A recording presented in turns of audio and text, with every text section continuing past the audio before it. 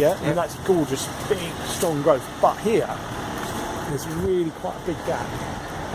And there's a lot of dieback at the base. It looks like it's got fire damage right at the base. So, and they want you to prune it this year, yeah? Yeah, mainly what's going over the road. Yeah. All we've ever done is just if it pokes through the fence, just trimmed it back. Yeah. And then look, we don't even weed it. So, so I mean, again, that looks nice and strong on that side.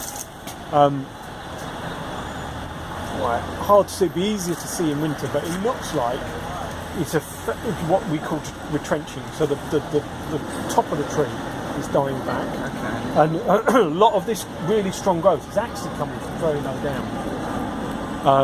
Now that's okay, providing you don't crown raise it and lose all that new young growth. It should be pruned out. Well, I think what I've got to do is try and see where all the growth is over on this side. Yeah, see again, it's coming from this low branch. So it's again, that's not great. It's not too bad. But what you're aiming to do when you're dealing with an old tree that's retrenching is to try and keep the low branches. You don't want to crown raise it. So you're quite lucky because this is very strong, vigorous stuff. And if you just knock back anything you've got to knock back from the roadside, and otherwise probably just leave it, because don't worry about these bits. You should take them.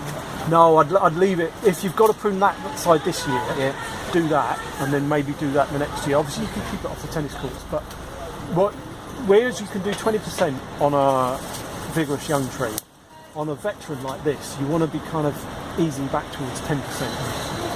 Just because it just can't take it. I mean, see, that's just all dead. You've got no cambium there. There's nothing alive there at all. It's all further round, and that's good. But that looks like fire damage. That was probably set fire to 20, 30 years ago. This used to be open up until 2012. You could walk to it, yeah. And was it tarmac then? No.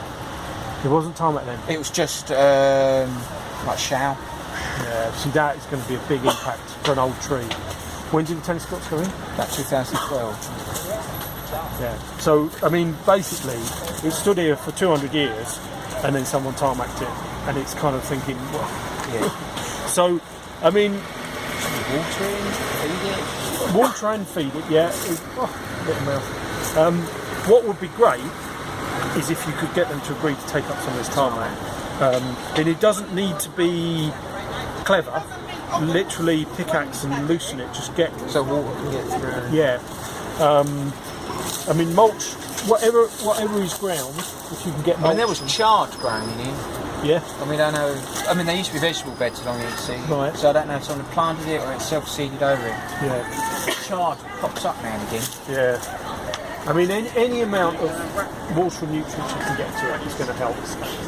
It's, it does look vigorous in places, so it does look like this isn't going to kill it.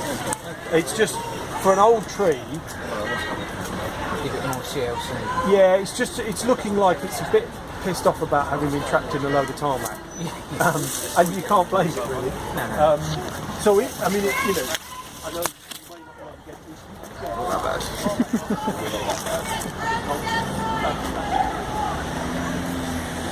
this.